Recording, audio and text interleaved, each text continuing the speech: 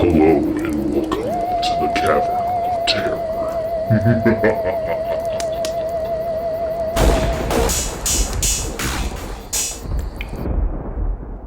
Hey guys, and welcome back to the Cavern of Terror, and welcome to my first episode in my Showcase series. My Showcase series, if you don't know what that is a brand new series that I just started on this channel where I take a horror director and talk about all of the films in their filmography that are horror, and I might jump on a couple that aren't if they're like thriller based or something like that. But the first one is going to be Wes Craven. We're going to talk about all of Wes Craven's horror films. And we're going to talk about one of my favorite Wes Craven films, one of my favorite horror films, and just one of my favorite movies of all time. That's right, we're talking about Scream. If you've been subscribed to this channel for a while, you'll know that I am a huge Wes Craven fan. I have pretty much all of his movies on Blu-ray that are available for purchase, and Scream is one of my favorite series of all time in horror, and you know that I even have a Ghostface tattoo. I have a ton of Scream merchandise that I will show you here in the video at some point. And I figured to start this series that I would talk about one of my favorite movies of all time, and that happens to be Scream. If you guys are interested or curious about the Scream videos that I've done before this video right here, I have a whole playlist called Scream Franchise Videos. I have reviews for all 4 films. I have news stories over there. I have a commentary for the first film. I even have a short film that I wrote, directed, and starred in myself. It's a Scream teaser that I had done for you guys before I did the first Scream review. So I had a lot of fun doing that. It's a fun playlist, and if you want to go over there and check that out, I greatly appreciate it.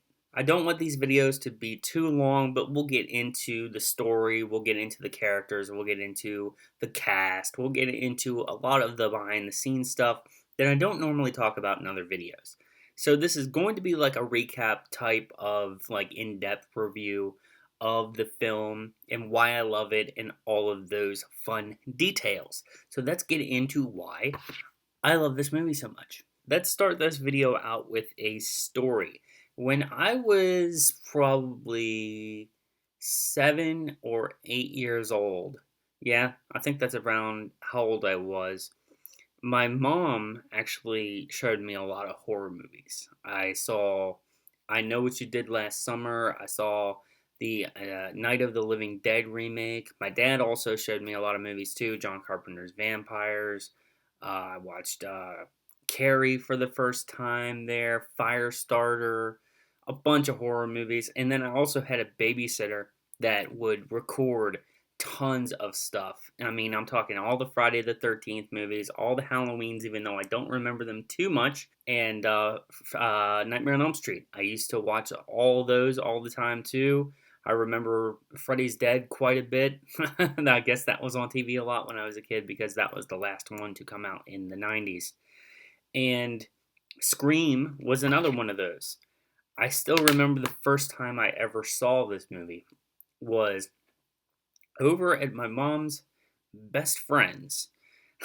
They had went to go do something and we were being babysat by someone, and Scream was on VHS. And I still remember to this day running around the house, and they had this huge sectional in their living room, and we were running across it, and my foot actually got stuck in between the arm of the couch and the cushion. So my foot went down through, and when my foot went down through, my hand slipped and hit the button, and the mechanics on the inside sliced right into my foot. So right after that, I remember this is the scene where Principal Hembry, played by Henry Winkler, got killed. So right when I got sliced on my foot is when I saw the Fonz die in Scream. So that's just a funny story that I have about seeing this movie for the first time. But I just remember really, really falling in love with the franchise after I saw that movie. I remember watching Scream for the first time, Scream 2 for the first time. I thought was fun, but not quite as fun as the first one. But this movie right here really made me fall in love with horror. It was this one in Friday the 13th, the final chapter. I was a huge Jason fan, and that's something that I want to talk about more on this channel eventually. Friday the 13th. I have a video on that as well if you want to go over there and check it out. I talk about the entire franchise. But Jason does not get enough love on this channel. This is actually a gift from my girl Holly from over in England. She actually sent this to me. She sent me two. Actually, there's one over there, and I have one here. It's a Jason shot glass, which I did a video on the unboxing. But Friday the 13th is also really special to me as well. I used to watch these all the time. I had them recorded on VHS before I got a pretty rare collection. So there's that, and then I have Scream. Scream was something that I really loved when I was a kid, and I remember clearly wanting to be Ghostface for Halloween.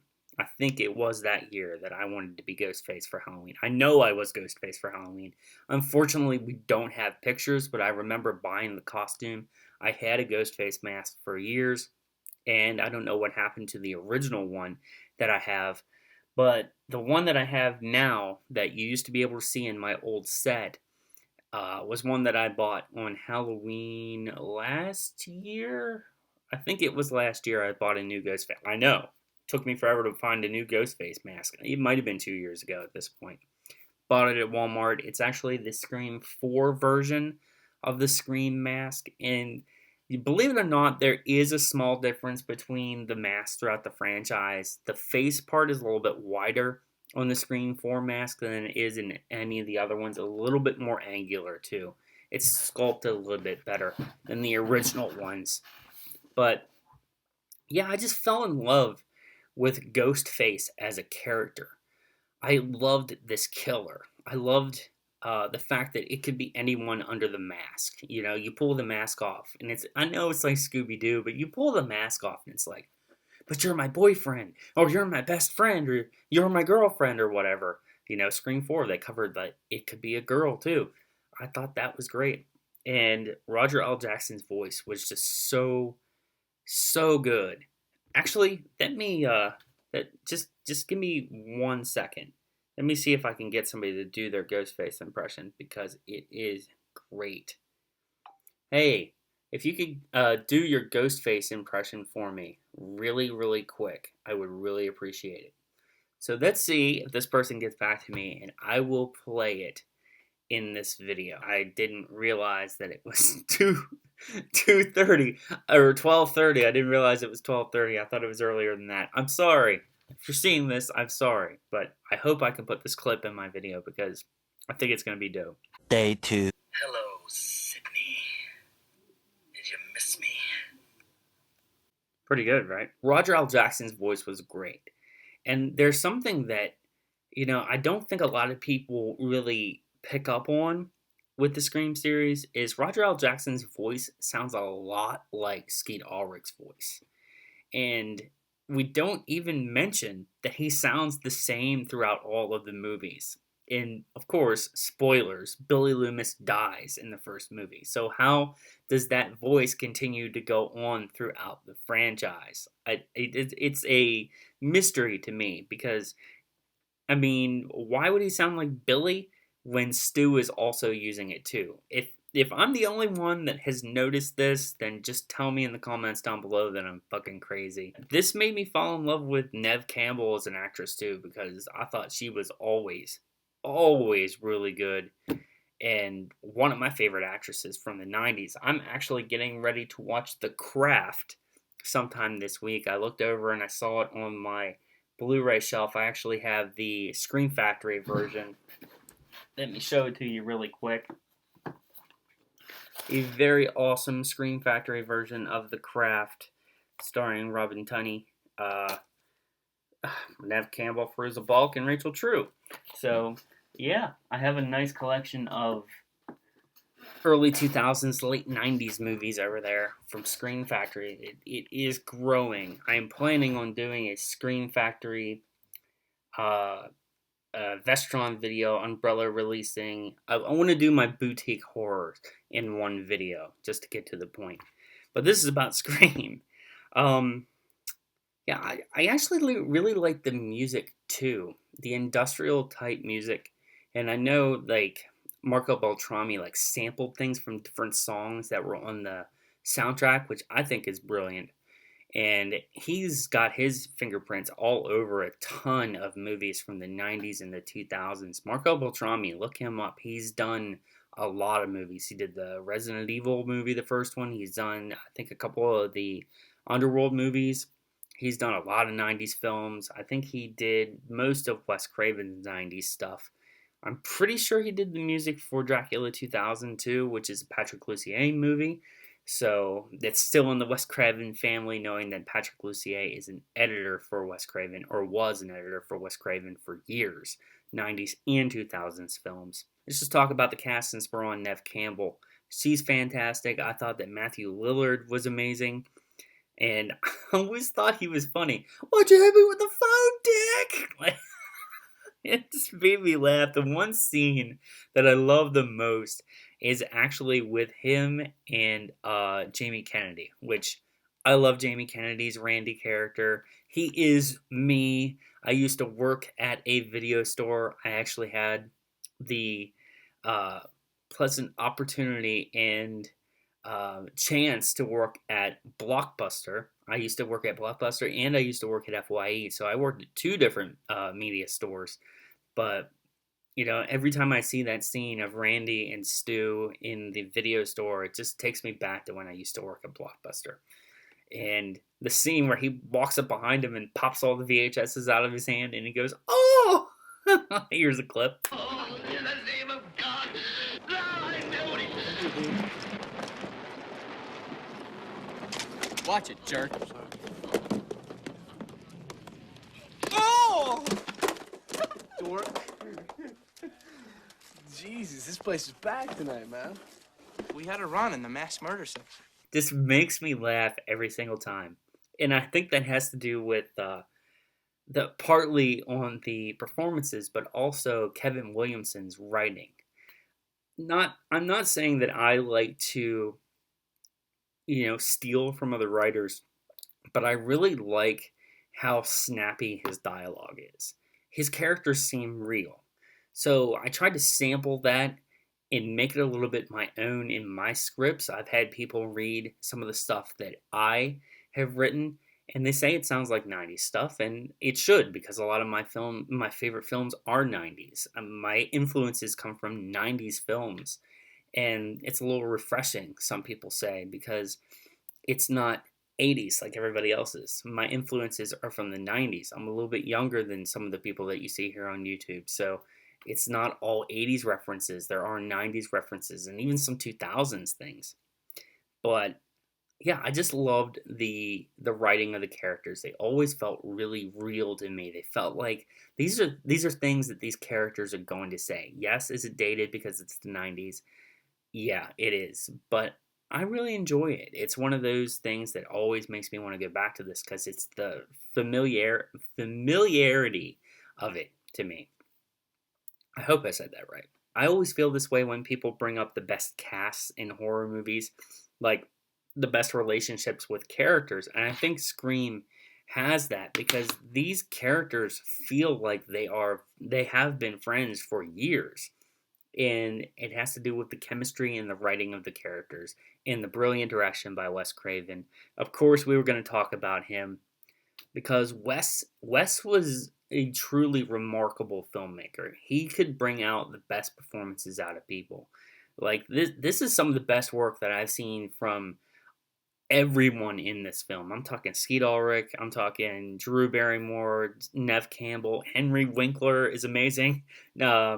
Courtney Cox, David Arquette, Rose McGowan, they all bring in A-list performances for me in this. Like, Wes really knew how to make his actors comfortable on set and give them a good experience and get out the best performance possible. I related to Quentin Tarantino, where when you work on a Quentin Tarantino film, you might take an actor that you don't think is capable of such a good performance in other movies because you've seen them give subpar performances, but once they're in that one movie with Quentin Tarantino, you get this like amazing A-plus performance, and I think Wes Craven did the same thing. I really don't think that I've seen any performances by the characters in these films and the ones in the sequels also directed by Wes Craven that were any better than they were here. Like, Skeet Ulrich is fantastic in this. I know that David Arquette, he's one of my favorite actors. I'm going to tell you that right now. I love him in different things other than this. I actually liked Ready to Rumble. I know a lot of people hate on the wrestling movie Ready to Rumble, but I loved him in it. Eight-Legged Freaks, I am fucking terrified of spiders, but I thought he was fantastic in that movie. Great, great leading man. And, of course, that actually gave us Scarlett Johansson. That was one of the first things she had ever done. So, getting back to the actual movie, it never felt long to me, and that's the pacing. The pacing is snappy. This movie never felt long. There's a multiple number of days in this. There's at least 3 days in this film, and it doesn't feel like it. It feels like, a day and a half or something like that, but it's much longer. It never has a dull moment. Let's talk about Ghostface himself and the kills. I thought that, it was really realistic to have a character that's not always going to get you the first time, that's going to get knocked down, that's going to be a little bit clumsy because it's realistic. I know that didn't happen with Jason, and most of the time it didn't happen with Michael, and you know about Freddy. Freddy's a dream master. He's going to come in from all different sides. Ghostface can't do that. Ghostface isn't an undead zombie. He's not someone that's hell-bent on a mission and will never stop like Michael. This is a real person under here that's going to make flaws, or is going to make bad decisions. There's going to be flaws in the plan. And that's why I like the character so much. The fact that they aren't always going to get this person. There's going to be something in their way, whether it be a door or a fist or a gun or something. I like it because they're vulnerable. They're not like super up there as like these badass killers. They're one-on-one, toe-to-toe, toe-to-toe, and it's a fight to the death in a Scream movie for the most part. If you don't have a gun, you're fucked. We might as well just continue with the realism. I like how meta this is. I like how these characters are real. That's the one thing that I really like about the Scream series, the fact that they know everything you know about horror films. Like, they know not to run upstairs, even though they do it anyway. They know about Jamie Lee Curtis that has been in Halloween, that has been in Terror Train, that's been in all these horror movies. They know horror, and that's the brilliant thing about Scream. Scream is a horror film for horror fans. Well, I know some of you out there don't like Scream. I know, it's a shock. There are people out there that don't like Scream. It's crazy.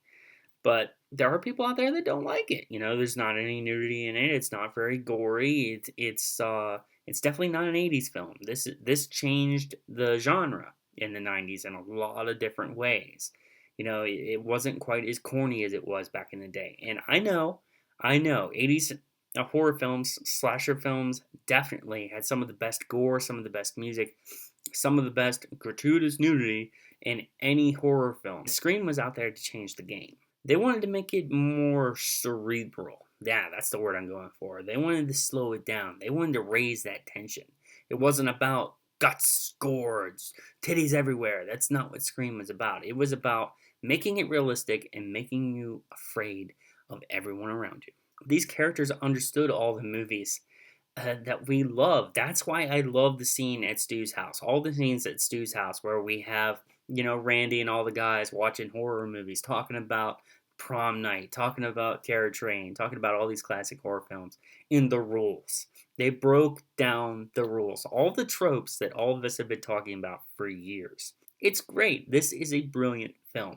That's why it's one of my favorites. As I said with the characters, I really, really like Neve Campbell because I think she really embodies Sidney Prescott at this point. She's the only person that has played her in 4 different films, and I feel really bad for the person that's going to have to play her in a remake if they eventually remake Scream, because Neve Campbell is Sidney Prescott, and I really liked this character. I like the character that Wes Craven and Kevin Williamson put on screen here, because she's really vulnerable.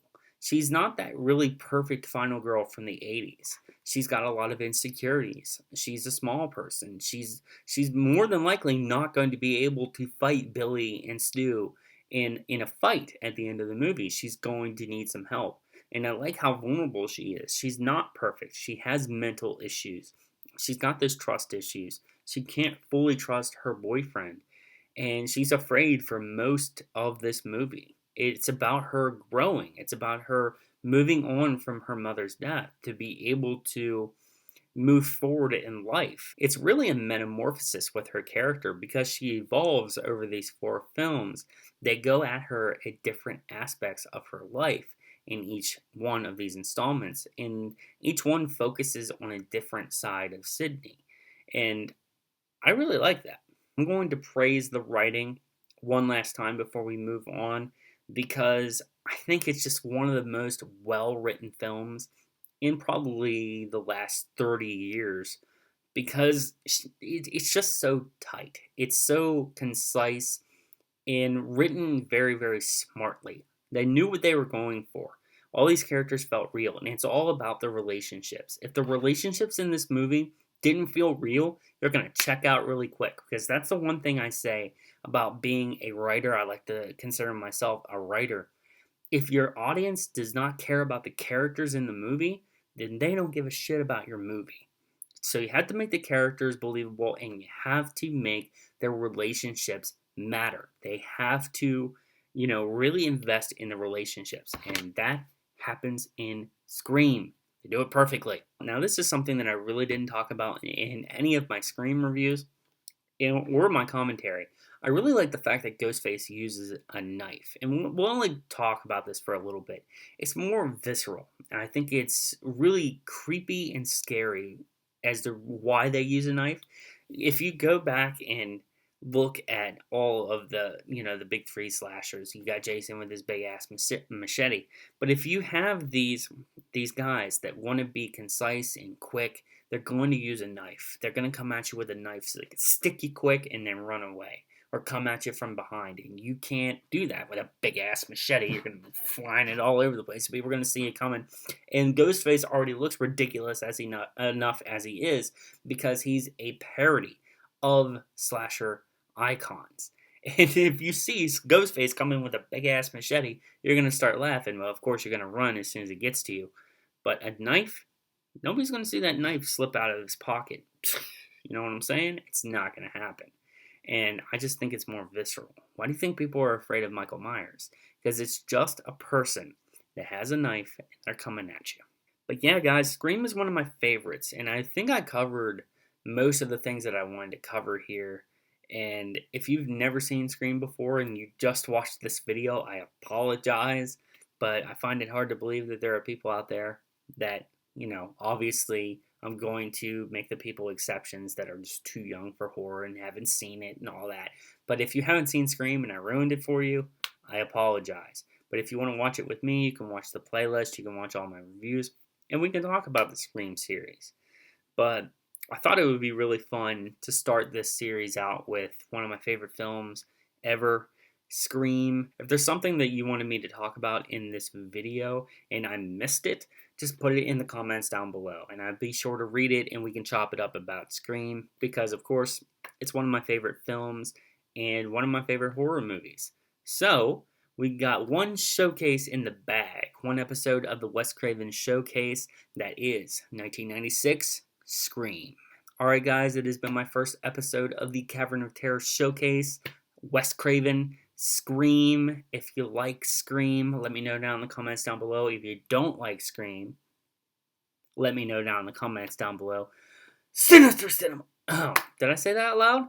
Yeah. Okay. Just let me know why you don't like Scream in the comments down below. I love you, Jason. Just let me know why you don't like Scream or why you love Scream. Tell me about some of your favorite scenes. I'd like to chop it up with you guys in the comments about this movie. And hint about Wes Craven himself. So if you have any other questions about Wes, I've seen a lot of videos, interviews with him. I can talk to you about, his college, things that he's done before. He was a great guy. There was a lot of interviews out there. I actually really recommend the Mick Garris interview with Wes Craven. It is fantastic. It tells you a lot of things that you probably didn't know about the guy.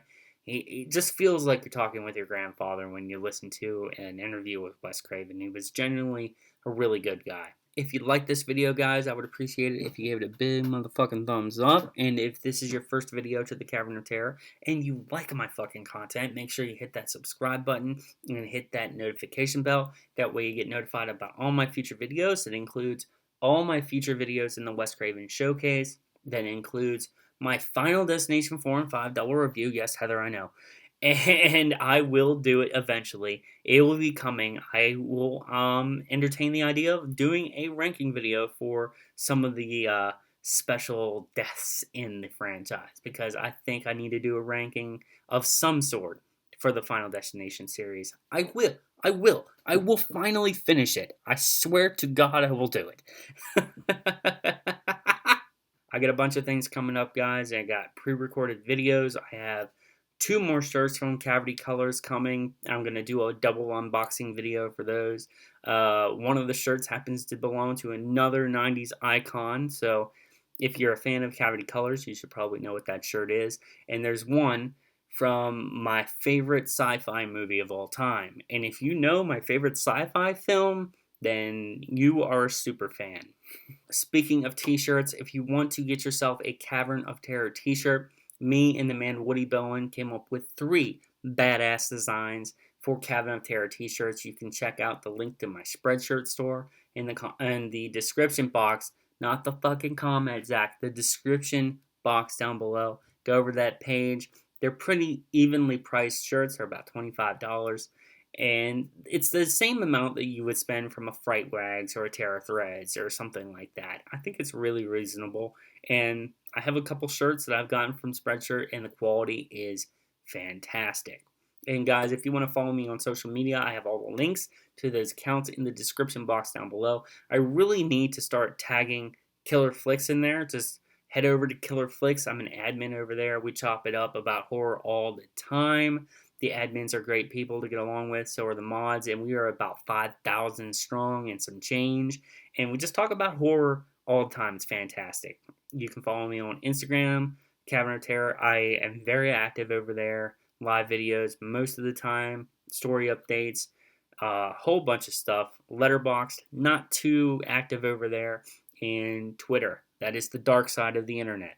So if you want to see crazy stuff, head over to the Twitter page. But most importantly, guys, I am Zach. This has been my Wes Craven Showcase on Scream. And most importantly, stay metal, my friends. 3, 2,